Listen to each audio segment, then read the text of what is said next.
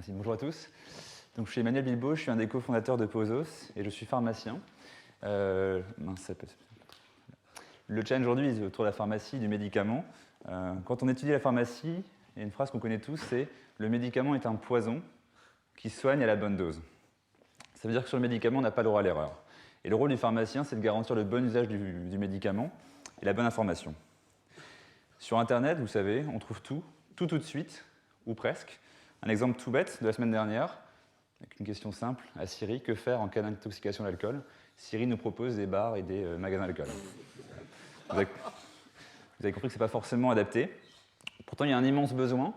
Une question sur 20, enfin une requête sur 20 dans Google, porte sur la thématique santé, dont le médicament. Ça fait 60 milliards de questions posées chaque année. Ça fait 6 000 environ chaque seconde.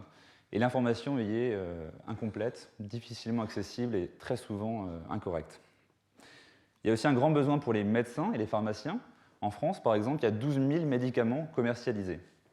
Impossible de maîtriser pleinement l'usage de tous ces médicaments sans une aide technique ou informatique. Alors voilà, là c'est un exemple très précis du challenge. Voilà deux questions qui, pour moi, en tant que pharmacien, sont exactement identiques et donneront la même réponse, mais posées à Google donnent des réponses complètement différentes. Alors pour vous dire, cette question, c'est savoir si on prend un antihypertenseur une fois ou 2 fois par jour. La première réponse à gauche, c'est sur un antidiabétique. Ensuite, c'est sur un autre antihypertenseur qui a une posologie différente. La troisième, sur le fait de prendre ou pas son petit déjeuner, absolument rien à voir. Et la même question, donc formulée différemment, à droite, nous donne enfin la bonne réponse en premier, puis un médicament pour les douleurs gastriques, qui n'ont absolument rien à voir évidemment, et puis la meilleure façon de prendre ces médicaments, qui est plutôt un texte philosophique. Donc il y a un vrai problème aujourd'hui, c'est que quand on est patient, pharmacien ou médecin, on ne trouve pas l'information dont on a besoin sur Internet.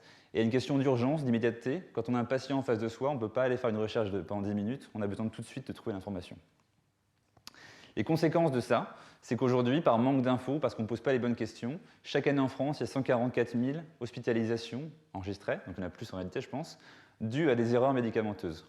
Au sein de l'hôpital, 10 000 morts, parce que les médecins ou les infirmiers se trompent dans les médicaments. C'est vraiment dramatique. 1,5 million de patients victimes d'erreurs médicamenteuses aux États-Unis chaque année. Presque 200 000 morts en Europe dus aux effets secondaires, interactions médicamenteuses. Le coût pour l'Europe est d'environ 80 milliards d'euros à cause de ces erreurs médicamenteuses. C'est un vrai problème de santé publique. Et c'est le challenge qu'on a, nous, chez Pozos, c'est de ne plus laisser de questions sans réponse immédiate, fiable évidemment, et surtout neutre. On ne veut pas remplacer les médecins et les pharmaciens. Ce qu'on veut, c'est leur donner toutes les informations pour qu'ils prennent une décision éclairée face à un patient. Alors la première hypothèse qu'on a et qu'on pose dans le challenge aussi, c'est que pour pouvoir bien répondre à une question, il faut déjà comprendre ce que l'utilisateur attend comme réponse. Et donc c'est identifier et classifier correctement les questions en fonction de la réponse attendue.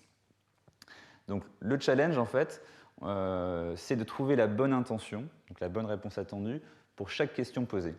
On a en input un jeu de questions formulées en langage naturel de 8000 questions sur le médicament. Il y a tout type. On a scrappé sur Internet, on a demandé à des médecins, des pharmaciens de fournir des questions. Donc il y a des choses assez haut en couleur, évidemment, issues de Doctissimo. Des questions courtes, des questions longues, des gens qui racontent leur vie autour de la question. Donc il y a un vrai challenge pour réussir à extraire de cette question l'information nécessaire pour classifier correctement.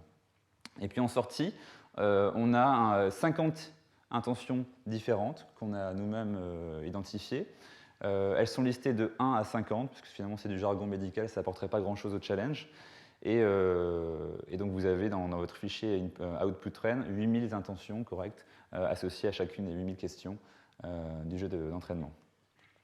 Donc le type de données, comme je disais, c'est des questions sur les médicaments de tout type, mais c'est en français, hein, des courtes, des longues, certaines avec des erreurs dans les questions. 8000 questions pour l'entraînement, et l'objectif, c'est de prédire correctement le type de réponse attendue sur un jeu de test de 2000 questions qui sont homogènes par rapport au jeu d'entraînement, évidemment. Le risque, la métrique, c'est le score de précision pour cette classification. Alors, pour vous donner quand même une idée de ce qu'est qu'une intention pour nous, des choses très simples, puis-je prendre 2 comprimés de diovent 40, c'est la posologie. On veut savoir est-ce qu'il faut prendre 2 comprimés ou 1 comprimé 2 fois par jour. Donc là, l'intention qu'il faudra trouver, c'est posologie. Je ne vous dis pas le numéro de l'intention. Mais... Autre type, Quels médicaments sont susceptibles de provoquer des torsades de pointe? Là, c'est une question sur les effets secondaires. Une dernière, le Lovenox peut-il être pris en même temps que le Xarelto?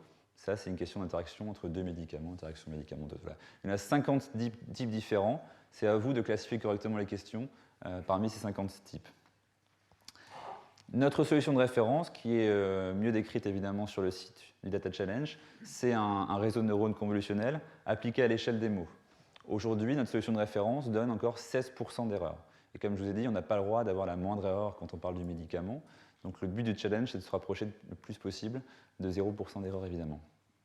Quelques conseils, on va dire, de pharmaciens.